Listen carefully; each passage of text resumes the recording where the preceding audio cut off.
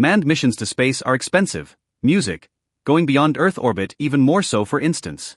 The total estimated cost of the Apollo program send the first humans on the moon costed around $25 billion, that is equivalent to $175 billion today, making it one of the most expensive government initiatives in American history. Today it costs around $20,000 to put a kilogram of payload in Earth orbit. Engineers at NASA are developing technologies for 21st century that will not only dramatically increase the safety and reliability but will also reduce the cost of space transportation. Under the Artemis program, NASA want to explore more of the moon than ever before. To reduce the cost of the new moon missions, we need to exploit resources which already exist on the lunar surface. Take water for example, as water is a dense and heavy substance.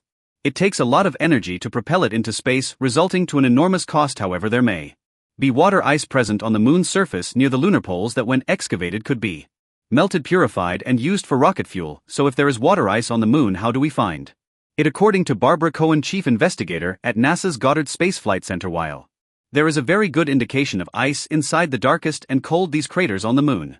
Our previous measurements were rather ambiguous. Scientifically that's fine, but if we're planning on sending astronauts there to dig up the ice and drink it, we have to be sure it exists. Enter the Lunar Flashlight of NASA, also known as CubeSat. The tiny satellite, weighing only 14 kilograms, aims to detect surface ice which, according to previous studies, occurs naturally at the bottom of craters on the moon. This is the first mission to look for water ice using lasers. It will also be the first planetary spacecraft to use a green propellant, which is a new form of fuel safer than the commonly used hydrazine propellant. Over the course of 2 months, Lunar Flashlight will swoop low over the moon's south pole and use its near-infrared lasers to shine light into the shaded polar regions, or the onboard spectrometer measures surface reflection and composition. In addition, it seeks to fill a critical gap in our understanding of how much water ice these regions possess. These dark craters are thought to be cold traps that accumulate molecules of different ices, including water ice. The molecules may have come from comet and asteroid materials impacting the lunar surface, as well as from solar wind